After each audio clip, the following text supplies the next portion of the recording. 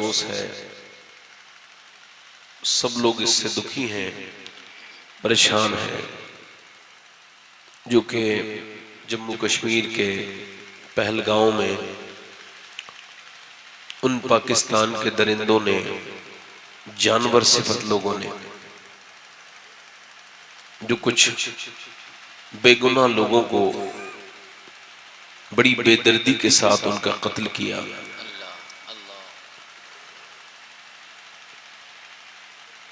बड़ा दिल परेशान हुआ ये देख करके कि वो करने वाले वो किस तरह के इंसान थे। वो इंसान थे, जानवर थे, निहत्ते लोगों पर जो घूमने गए थे, उन 26, 27, 28 लोगों को उन्होंने मार दिया और अपने आप को मुसलमान कहते थे और उनकी भी शनाख्त कर रहे थे, मुसलमान हो कि नहीं, अगर तुम मुसलमान नहीं हो तो तुमको बनना पड़ेगा। मगर उन्हीं लोगों में घोड़े पर अपने बिठाल के अपने एक मेहमान को लेके जा रहा था, एक उसका नाम था सैयद मोहम्मद हुसैन, ये नाम था उसका। उसने जब देखा कि ये मेरे मेहमान को भी मारने वाले हैं तो उसने कहा, भाई मजहब से क्या होता है, तुम इनको क्यों मार रहे हो? जो कि न्यूज है, तो जो कि खबरें हैं मोतबर जराए से, तो उस हुसैन सैयद फैमिली से ताल्लुक रखता था वो, मगर मजदूर था, मगर था तो सैयद में। उसका हुसैनी खून रंग में आ गया और उसने कहा, तुम इसको क्यों मार रहे हो? उन्होंने कहा कि भाई अगर ये अलग बात है, ये मुसलमान नहीं है, हिंदू है, तो इसको तुम कत्ल क्यों कर रहे हो? एक इंसान का कत्ल सारी इंसानियत का कत्ल।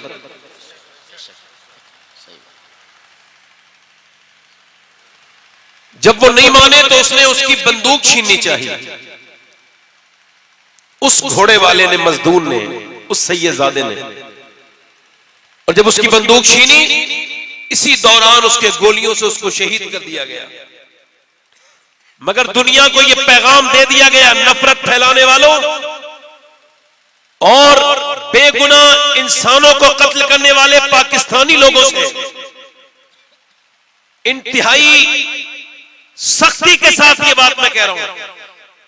हम मुसलमान हैं और हमें इस मुल्क से मोहब्बत का सर्टिफिकेट किसी से नहीं चाहिए, मगर आज पूरा मुल्क परेशान है इस बात से, और ये बात कहते हुए मुझको बहुत ज्यादा अफसोस हो रहा है कि ऐसे दरिंदे जिन्होंने अपने नाम मुसलमान रखे हैं, खुदा की इज्जत की कसम, जो ऐसा दरिंदा हो उसका ताल्लुक पाकिस्तान से तो हो सकता है, मगर आमना के लाल से नहीं हो सकता। हाय हाय हाय हाय हाय हाय हाय हाय, वाह वाह वाह, या रसूलल्लाह। तुम हमारा जीना मुश्किल कर रहे हो और मैं कहता हूं हिंदुस्तान की गवर्नमेंट से कब तक ये तुम बातचीत करोगे? हम ये चाहते हैं कि सबसे आगे मुसलमानों को फौज में भर्ती करो और एक बार ये आर पार हो जाए, हमारे बच्चे कम से कम इस मुल्क में सर उठा के तो जिएंगे। हाय हाय हाय हाय, वाह वाह वाह वाह, एक बार चलो। और अब इसका कोई बातचीत नहीं है, तुम इन्हें आज मारोगे 4-5 को, वो कल और कुछ आतंकवादी दिमाग उनका खराब करके उनको फिर हमारे मुल्क में भेज देंगे। हम ये चाहते हैं कि ये किस्सा खत्म हो और लाहौर के किले पर अब यहाँ का तिरंगा लगाना चाहते हैं। अगर आज तुम नहीं बोलोगे, मैं नहीं बोलूंगा, तो सब गूंगे शैतान बने रहो। हमारा क्या मतलब है? जालिम है वो, पूरी दुनिया में सबसे ज्यादा भिखारी पाकिस्तान में है। अपने मुल्क को देखो, भूख मरी मर पड़ रही है, और हमारे मुल्क के बारे में वहां का जो फौज का जनरल है, और बुज़दिल हो तुम, बुज़दिल, जो ये तुमने बुज़दिलाना हरकत की है, तुमने पूरी दुनिया को बेचैन कर दिया। हर अमन पसंद इंसान आज और नफरत फैलाने वाले इसी के आड़ में नफरत भी फैला रहे हैं। मगर उस सैयदजादे ने दुनिया को यह बता दिया कि मुसलमान एक ही होगा, मगर जहां भी होगा वो जान तब देगा तो हुसैनी बन के देगा। वाह वाह वाह वाह वाह वाह वाह। ये बात कुछ जरूरी थी। हमारे भाइयों से गुजारिश करता हूं, ये हमारा एहतजाज दर्ज कराएं और इसको अलग से आप सुबह को ये पहुंचाएं और हमारे सारे उलमा बैठे हैं, ये सब हमारी तायीद करेंगे इस बात में कि हमारे अगर मुल्क पर कोई हमला कर रहा है तो वो सिर्फ हिंदू या मुसलमान पे नहीं, पूरे हिंदुस्तान पे हमला कर रहा है, वो हम सब का दुश्मन है। हाथ उठा के बात बताओ, है ना? और हम ये चाहते हैं कि उनको उनका पूरी तरीके से पाकिस्तानियों को इसका बदला मिले, है ना? अल्लाह ताला आपको सलामत रखे। अब ये बात तो हो गई, अब जरा आप एक मर्तबा मुस्कुरा के सुभान अल्लाह तो कह दो भाई, सुभान अल्लाह, दिल लगा के बोलो। हाँ, जब आप ये वीडियो क्लिप काटेंगे तो ये मुस्कुरा के सुभान अल्लाह नहीं, ठीक है? ख्याल रखिए। हाँ, अल्लाह सलामत रखे आपको। मगर अफसोस है मुसलमान नाम से ऐसा किया है, अल्लाह ताला उनको गारत करे जिन्होंने ऐसा किया। बोलो दिल नहीं दुखा हम लोगों का? बोलो दुखा, दिल नहीं दुखा। हाँ, कोई भी मरा तो इंसान है ना, तकलीफ हुई है ना। अल्लाह ताला सलामत रखे। मरना तो हमको भी है और आपको भी है। मैं भी हो सकता है इको कम करें भाई, माइक, हो सकता है मेरी जिंदगी की ये आखिरी तकरीर कंटिन्यू और शुरू हो रही हो, तो मैं सारे लोगों से ये गुजारिश करूंगा, मेरी बहनें जो बैठी हैं वो भी, कि कुछ भरोसा नहीं जिंदगानी का। हजरत सैयदना मूसा अलैहिस्सलाम की जब रूह निकालने के लिए इजराइल आए तो उन्होंने उनकी पूछा कैसे आए हो, तो कहा कि रूह निकालने आपकी, तो उनके मुंह पे घूंसा मार दिया, तो उनकी आंख निकली, वो रब की बारगाह में गए, रब तेरा महबूब जो है उसने मेरे घूंसा मारा। अल्लाह ने फरमाया जा और जाकर के उससे कहना मूसा से कि वो बैल के पुष्ट पर अपना हाथ रखे, जितने बाल उसके हाथ के नीचे आएंगे मैं उसकी उम्र उतने साल बढ़ा दूंगा। वो आके बोले अल्लाह ऐसे फरमाता है। मूसा ने कहा फिर उसके बाद फिर मरना है, तो मूसा ने कहा फिर मुझे जल्दी लंबी नहीं चाहिए, फिर मैं मरने के लिए तैयार हूं। यानी कितना भी जिंदगी जी ले इंसान, मौत का जिक्र करो ना तो लोग डरने लगते हैं। हाँ, एक साहब कह रहे थे आप सैयद साहब डिप्रेशन में डालेंगे क्या, जब भी आप बैठते हैं तनाई में यहां वहां यही बात करते हैं, मौत की बात इतनी क्यों करते हैं? मैंने कहा इस वजह से मेरे हुजूर फरमाते हैं कुछ मेरे उम्मती ऐसे हैं जो मैदान जिहाद में नहीं जाएंगे मगर शहीदों के साथ उठेंगे। उसकी हुजूर वो कौन है जो कसरत से अपनी मौत को याद करते हैं।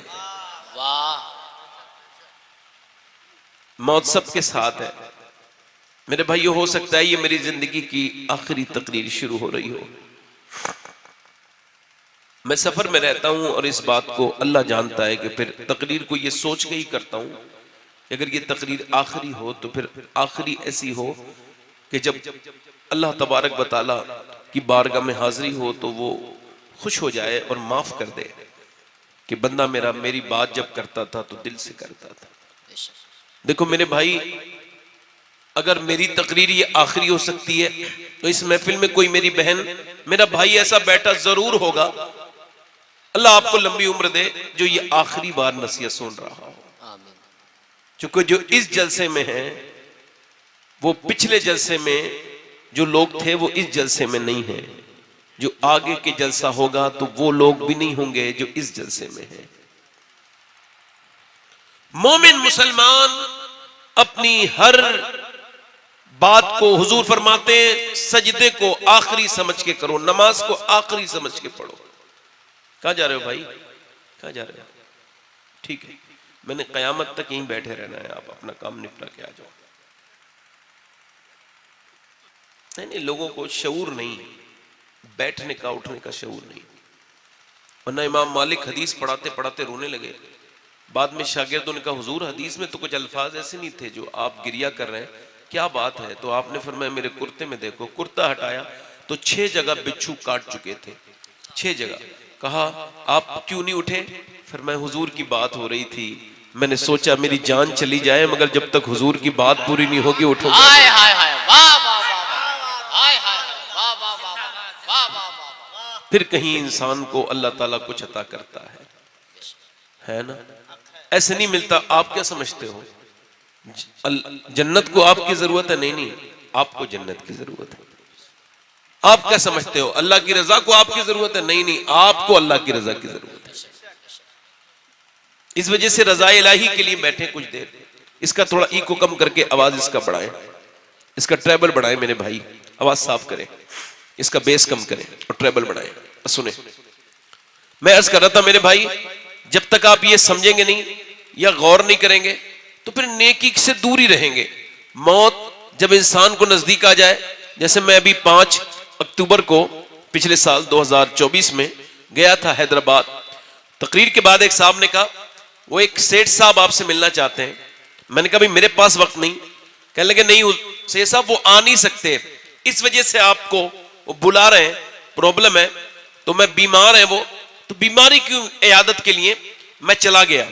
अल्लाह के रसूल फरमाते हैं हमारे यहाँ तो कोई बीमार को देखने नहीं जाता, गरीब को तो खैर देखने कोई नहीं जाता, अमीर तो अगर छींक दे तो लोग आज के कहते हैं सेठ साहब क्या हुआ, जुकाम हो गया, मैंने सुना तकलीफ हो गई, भीड़ लग जाती है।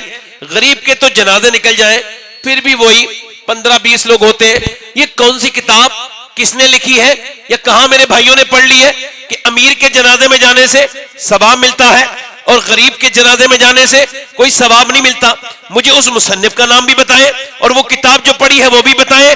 ये कितनी बड़ी बदतमीजी है, कैसा घमंड है, कैसा गुरूर है कि इंसान गरीब के ना तो बीमारी में जाता है ना गरीब के जनाजे में जाता है। गरीब का जनाजा तो जाता है तो वही 10-15 लोग बिल्कुल सूना सूना, अमीर के जनाजे में लोग दौड़ दौड़ के कंधा देते हैं और अमीरों को अपना चेहरा दिखाते हैं। मगर मेरे आका फरमाते हैं कि जब मेरा एक उम्मती दूसरे को बीमारी की हालत में देखने जाए, फरमाते जब तक वापस नहीं पलटता 70,000 फरिश्ते उसके लिए दुआएं मगफिरत करते रहते हैं। फरमाते हैं मेरे आका कि जब कोई जनाजे की नमाज पढ़ने जाता है अल्लाह की रजा की खातिर, फरमाते जब तक जनाजे की नमाज पढ़ के फारिग होता है तो ऐसा हो जाता है जैसे आज ही अपनी मां के पेट से पैदा हुआ है। वाह वाह वाह वाह वाह, हाय हाय। अब तो बीमारियों में भी अमीरों के यहां लोग जाते हैं। मैंने उसके जब मैं घर में गया तो मैं कुछ ज्यादा मुझे आइडिया नहीं, मगर मेरे हिसाब से तकरीबन 30 या 35 करोड़ का उसका बंगला होगा जिसमें वो रहता था। एक बड़ा सा कैंपस है, उसमें सफेद रंग का बंगला बन रहा है। अंदर मैं गया तो BMW, मर्सिडीज और जैगवार जैसी महंगी गाड़ियां खड़ी हैं। अंदर जब मैं गया हूं तो मैंने उसको सलाम किया है तो उसने मुझे देखा है, मैंने हाथ मिलाना चाहे पीछे हट गया। मैं करीब गया, मैंने उससे कहा भाई क्या मामला है? बीमार हूं मैं और मैं गुटखा खाता था 25 साल लगातार मैंने गुटखा खाया और फिर मेरे ऐसे, वो भी बिल्कुल बेफिक्र था, ऐसे ही मुस्कुरा रहा था जैसे आप मुस्कुराते हैं, मगर उसकी मुस्कुराहट एक डॉक्टर की रिपोर्ट ने छीन ली। वो गया रमजान में, उसके दाना निकला, कहते चेकअप कराया, बायोप्सी हुई तो डॉक्टर ने लिख के दिया और फिर मेरा सारा घमंड उस एक रिपोर्ट ने खत्म कर दिया। उसमें लिखा था कि तुम 1.5 या 2 महीने तक जिंदा रहोगे, अब तुम्हें मौत आने वाली है, ये तुम्हारा कैंसर है और इस गुटके ने तुम्हारे अंदर गलाव पैदा कर दिया, तुम कैंसर के आखिरी स्टेज पर हो। कहते बस वो एक रिपोर्ट मिलनी थी, वो नोटों की गड्डियां जिन्हें कमा करके मेरे दिल को सुकून पहुंचता था, फिर वो मेरे लिए कागज के ढेर बन गए। ये गाड़ियां मुझे देख के डर लगने लगा, अपने बच्चे यतीम नजर आने लगे। सैयद साहब मैं कहता हूं दुनिया में इंसान घमंड करता है, मगर एक डॉक्टर अगर ठीक से रिपोर्ट बना दे उसका सारा घमंड खत्म कर देता है। डॉक्टर मेरे भाई किसी चीज पे गुरूर न करना, वक्त कब बदल जाए कुछ नहीं पता। अपने पैसे पे गुरूर न करना, अपने मर्तबे पे गुरूर न करना, अपने इल्म पे गुरूर न करना, अपने नाम पर गुरूर न करना। गुरूर अल्लाह को पसंद नहीं। मेरे दोस्त मेरे भाई वो कह लगा सैयद साहब मैंने पहले भी नमाजें पढ़ी हैं, मगर जब से मुझे कैंसर का इल्म हुआ है अब जब मैं सजदा करता हूं तो बहुत रोता हूं, और पहले भी नमाजें पढ़ी मगर मुझे वो नमाजें नहीं लगता कि मेरी नमाजें कबूल थी। मगर इन नमाजों को लगता है कि जैसे अल्लाह ने करम किया है। उससे कहता हूं मालिक तेरा शुक्र है कि 2-2.5 महीने पहले ही सही तूने मुझे बता तो दिया। न जाने कितने लोग मरते हैं, कोई एक्सीडेंट से, कोई दिल का दौरा पड़ के अचानक मर जाता है, घमंड और गुरूर में। न जाने कितने गाफिल हैं लोग। जाकर के देखो मेरे भाइयों, मेरे दोस्तों, कैसे कैसे मर गए, कैसे कैसे। अभी बरेली के एक बेहुदा मुसलमान की वीडियो वायरल हुई कि वो अपनी 25वीं शादी की सालगिरह में नाच रहा था। उस नाचने वाले बेहुदा को ये खबर कब थी कि ये नाचने का वक्त नहीं है, ये सजदे का वक्त है। मौत 2-3 मिनट उससे दूर है जाहिल, मगर वो नाचते नाचते मर गया और उसकी वीडियो पूरी दुनिया ने देखी। मुझे अफसोस हुआ, काश उसे कोई ये बता सकता कि मेरे भाई जो जिस हाल में मरेगा उसी हाल में उठाया जाए। तुमने तमाशे लगा रखे हैं। मुसलमान होने वाली कोई एक बात भी नजर नहीं आती हमारे अंदर। कभी सजदों में जाके नहीं कहते मालिक हो सकता है ये नमाज आखिरी पढ़ रहा हूं तो मुझे माफ कर दे, मेरा एंड हो जाए। कहते सजदे में जाता हूं, वो कहता है पहले भी सजदे किए जब मुझे कैंसर की इल्म नहीं था, मगर अब दिल बड़ा लगता है, सजदे में जाके रोता हूं और फूट के रोता रहता हूं रात भर। और खूब कहता हूं मालिक कुछ दिनों के बाद कब्र में जाऊंगा, ऊपर से तख्ते लगा के मिट्टी डाल के लोग लौट जाएंगे। ऐ मेरे मालिक जब मैं मरूं तो मुझे माफ कर देना, मैं बड़ा ही गुनहगार हूं, बड़ी खताएं की हैं। आपको क्या लगता है हमारे यहाँ से मोहल्लों में से जनाजे उठ जाना ये सब मजाक है? मैंने अपने बाप को अपने हाथों से कब्र में उतारा, ये मजाक हो गई क्या? मैंने अपनी माँ को जिसने मुझे 9 महीने पेट में रखा, मैंने उसे कब्र में रख दिया, ये कोई मजाक है? ये क्या है? अल्लाह फरमाता है अल्हाकुम तकासुर हत्ता ज़ुरतुमुल मकाबिर कल्ला सौफ़ा तअलमून सुम्मा कल्ला सौफ़ा तअलमून। तुम्हें गाफिल रखा माल की ज्यादा तलबी ने, यहां तक कि तुमने कब्रों के मुंह देख लिए। फिर कहता है कल्ला सौफ़ा तअलमून, हाँ हाँ जान जाओगे। सुम्मा कल्ला सौफ़ा तअलमून, हाँ फिर हाँ जान जाओगे। मौला अली से पूछा, अल्लाह ने सुम्मा इस्तेमाल किया, एक ही बात को 2 बार कहा। एक बार को कहा कि तुम जान जाओगे, फिर हाँ जान जाओगे, ये क्या बात है? मौला अली फरमाते हैं एक बार कब्र में जानोगे, एक बार हशर में जानोगे। ये माल माल करने वाले, कब्र में जाने वाले, एक बार कब्र में हिसाब होगा, उसके बाद हशर में हिसाब होगा। मेरे भाई मेरे दोस्त, ये दुनिया किसी की नहीं हुई। बड़े बड़े सूरमा, बड़े बड़े पहलवान, बड़े बड़े ताकतवर, उनकी कब्रों के निशान नहीं। दुनिया न तेरी हुई है न मेरी हुई है, ये किसी की ना तो हुई थी। कोई गुल बाकी रहेगा न चमन रह जाएगा, पर रसूलुल्लाह का दीन हसन रह जाएगा।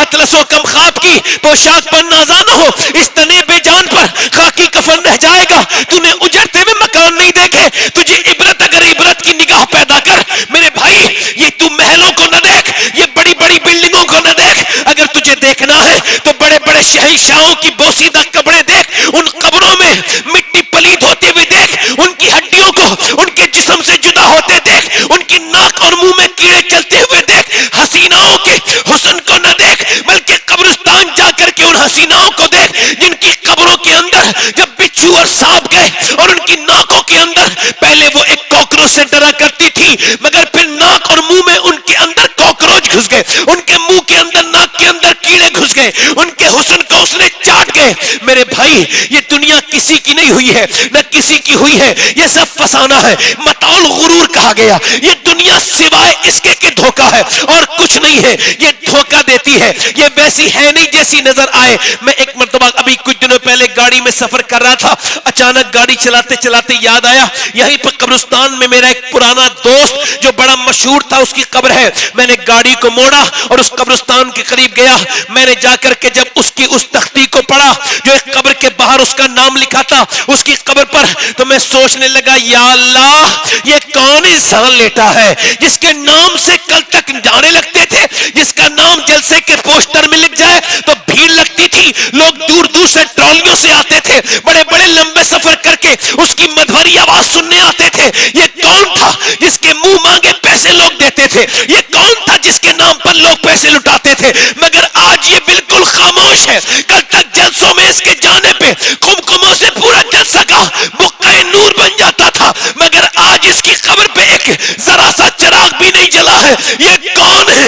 ये कौन है जिसकी कब्र बिल्कुल बोसीदा है? ये सज्जाद हुसैन निजामी है, दुनिया न किसी शोहरत वाले की हुई है, दुनिया न किसी दौलत वाले की हुई है, दुनिया से हुए नाम बेनिशा, नामवर कैसे कैसे, जमीन खा गई नौजवान कैसे कैसे। मेरे भाइयों, जगह जी लगाने की दुनिया नहीं है, ये इबरत की जा है, तमाशा नहीं है। जिन्होंने दुनिया से दिल लगाया उनकी कब्रें बोसीदा मिट गई, खत्म हो गई, फना हो गई। मगर जिन्होंने खुदा से दिल लगाया, जिन्होंने सौदा खुदा रसूल की बाजार में बेचा, दुनिया जाके देखे कि कोई मखदूम बिहारी बन के चमक रहा है तो कोई साबिर अलाउद्दीन बन के चमक रहा है, किसकी तुरबत पे अहमद रजा बन के भीड़ लग रही है तो किसी की तुरबत पर मोइनुद्दीन चिश्ती बन के चमक रहा है। और दुनिया को यह पैगाम दिया जा रहा है, कोई गुल बाकी रहेगा ना चमन रह जाएगा, पर रसूलुल्लाह का दीन हसन रह जाएगा। वाह, नारे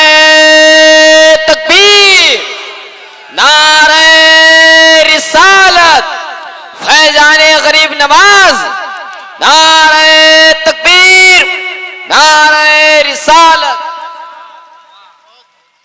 अगर मैं आज भी आपको कोई तफरी की बात सुनाऊं तो कल कब्र में हुजूर को क्या मुंह दिखाऊंगा मैं। हुजूर ताजुश शरिया फरमाते थे कि उसका बारिश होती है तो कासा जिसका उल्टा होता है उसमें पानी नहीं भरता, भरता उसमें जिसका कासा फैला हुआ। तो आप अपने दिलों के कासे फैलाएं, इंशाअल्लाह अल्लाह उस पे मदीने की भीख अता करेगा। आमीन।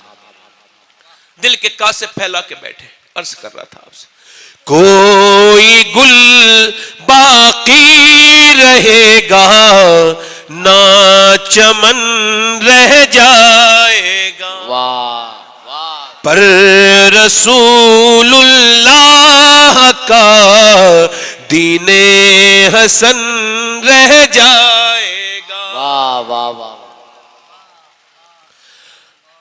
अल्लाह ताला आपको सलामत रखे। ये बेटे कहां, अब ऐसे जवान पैदा नहीं हो रहे, अब लड़के नाचते गाने वालियों के घर में बच्चे पैदा हो रहे हैं। मुझे बताओ, ये बताओ, जो औरत खुद बेहया हो वो किसी बाहया लड़की को जन्म दे सकती है? बोलो। डॉक्टर मोहम्मद इकबाल ने लिखा, कितनी खूबसूरत घर बना ले दुनिया वाले, मगर वो घर बर्बाद होने से बच नहीं सकता।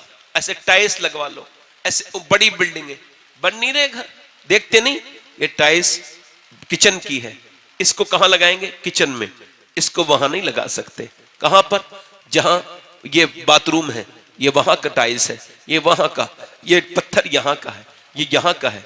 इसको ये से वाला नक्शा बनाने वाले शहरों में 20-20 लाख रुपए ले रहे हैं मकानों के नक्शा बनाने के, सिर्फ बड़े बड़े।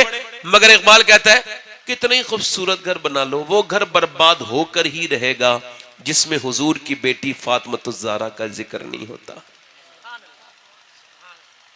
क्यों? क्योंकि घर बनता है औरत से, और औरत है हया से, और हया है सैयदा फातिमा से। वाह वाह। बोलो तो जरा यार मेरे भाई, बोलो। आवाज थोड़ा माइक का ठीक करो भाई, मेरा आवाज ठीक नहीं। मैं माइक को कुछ नहीं कहूंगा, मगर माइक वाले मेरा ही आवाज ठीक, थोड़ा सा आवाज ठीक करें। पहले लोग शादी करते थे तो इसी वजह से चेक करते थे बैकग्राउंड, यानी लड़की अच्छी आनी चाहिए, है ना? बोलो भाई, बात ही नहीं कि भाई नानी को चेक करो, दादी को चेक करो, नानी ठीक है तो नवासी भी। मैं गूंज बढ़ाने को नहीं कह रहा हूं, सिर्फ आवाज बढ़ाइए। समझ आए कि नहीं मेरी? अब यानी बाप मां नेक होगी तो उसकी बेटी नेक, और बेटी नेक तो उसकी फिर बेटी नेक, यानी नानी ठीक तो नवासी ठीक, नानी खराब तो नवासी खराब। अब ऐसा नहीं है, अब तो बस पैसा देखते हैं, पैसा होना चाहिए। थोड़ा मालदार की लड़की के रिश्ते बहुत आते हैं बेचारे के, मगर गरीब के नहीं आते। वो कहता है कोई मौलाना ताबीज तो दे दो, रिश्ते नहीं आते। अब उसे कौन कैसे बताए कि आज के जमाने में गरीबों के यहाँ रिश्ते नहीं आते, ये ताबीजों का सिस्टम नहीं है भाई।